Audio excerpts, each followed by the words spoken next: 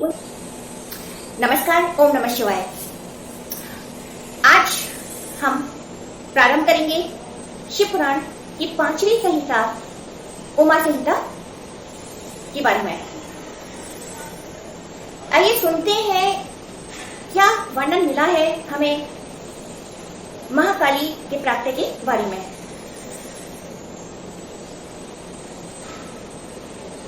महाकाली जिन्हें महामाया भी कहा गया है,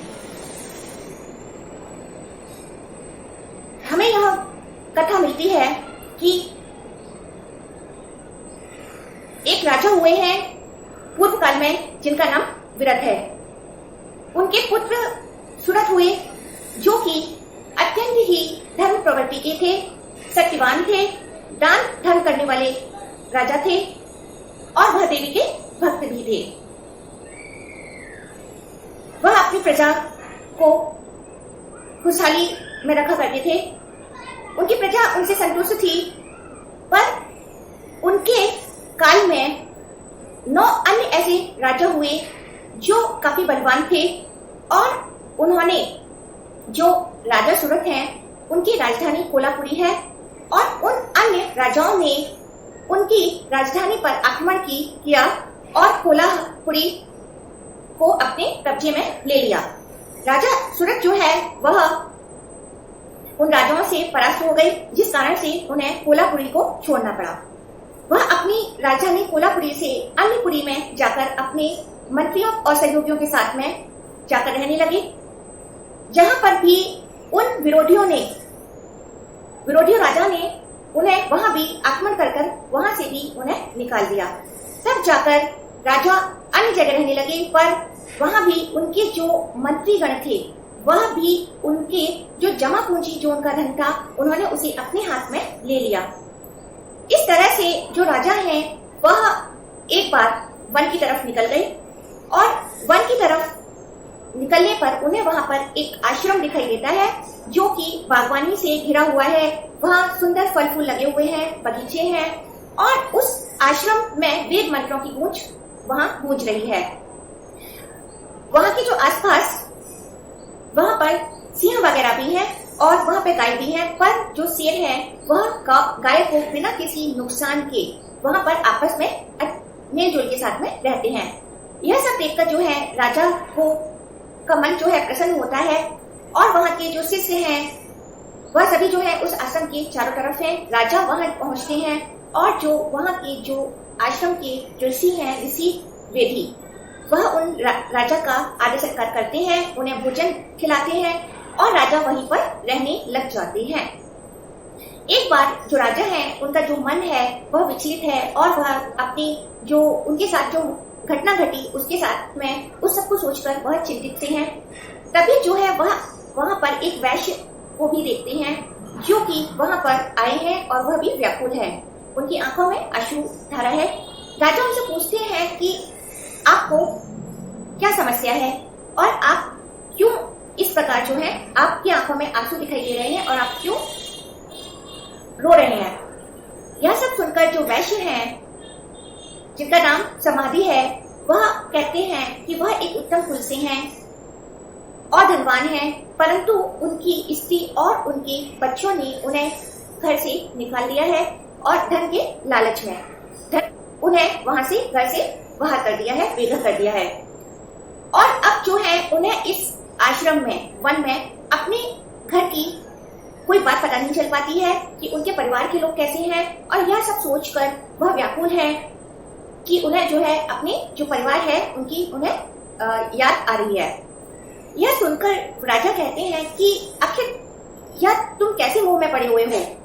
जिन परिवार के लोगों ने, जिन बच्चों ने और तुम्हारी पत्नी ने, जिन्होंने तुम्हें धन के लालच में बाहर निकाल दिया, तुम उन्हीं के मुंह में पड़े हुए हो और व्याकुल हो रहे हो और तुम्हारी आंखों में उनके लिए ये आंसू दिखाई दे रहे हैं। तब वह वैश्य कहते हैं कि हाँ, आपकी बात जो है पूर्ण सत्य है, पर इसके लिए क्या किया जाए? मैं मोहग्रस्त हूँ और मुंह में पड़ा हुआ हूँ।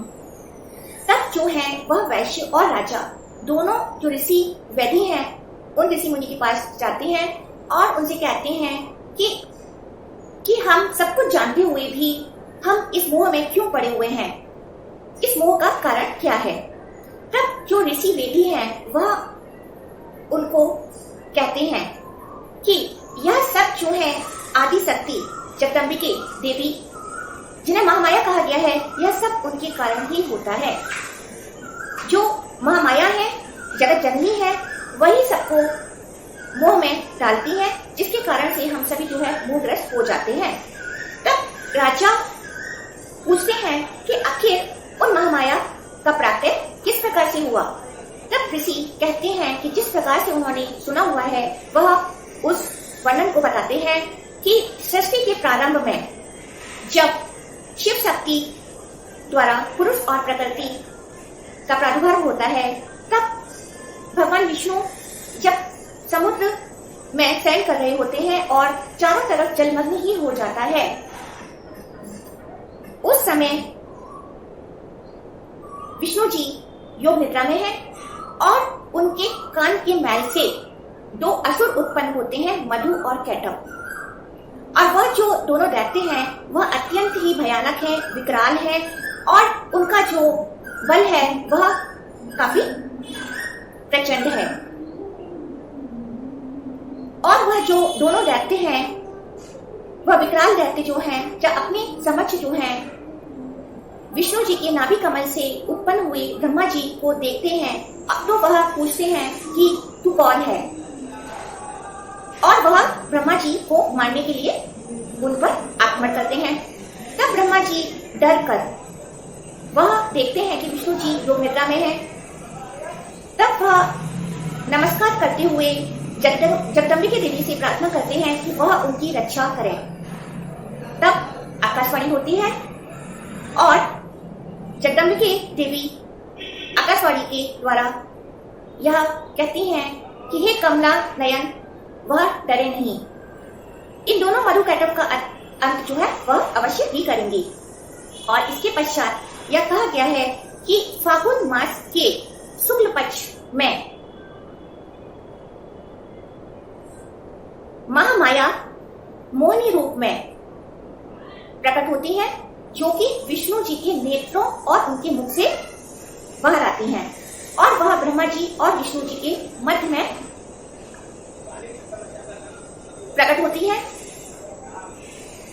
उन्हें देखकर जो योग निद्रा में जो विष्णु जी हैं वह योग निद्रा से बाहर आ जाते हैं और जब वह उन मधु कैटव को देखते हैं तब वह उनके साथ में युद्ध करते हैं। यह युद्ध काफी लंबे समय तक चलता है, जिसे 5000 वर्षों तक कहा गया है। और अंत में जो है, जो महामाया हैं, जिन्हें महाकालिका जो उत्पत्ति कही गई है, वह उन मधु और कैटव को के अंदर माया उत्पन्न करती है और उनकी माया से मोहग्रस्त हुए मधु कैटव विष्णु जी से कहते हैं कि वह उनसे कोई भी वर प्राप्त करें। तब विष्णु जी उन दोनों मधु कैटव से कहते हैं कि वह केवल उनकी मृत्यु ही चाहते हैं और कोई भी अन्य वर नहीं चाहते हैं।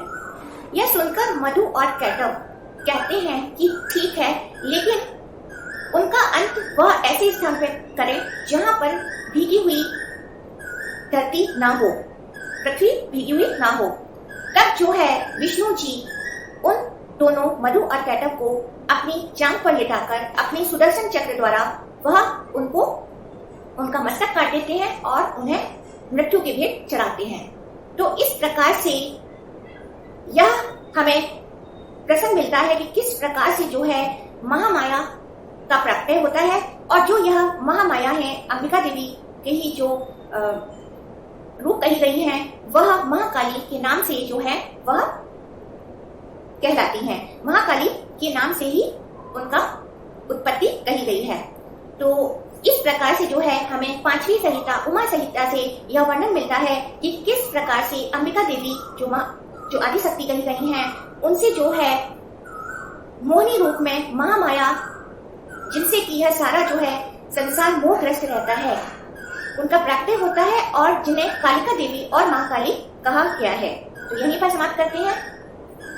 नमस्कार। ओम नमः शिवाय।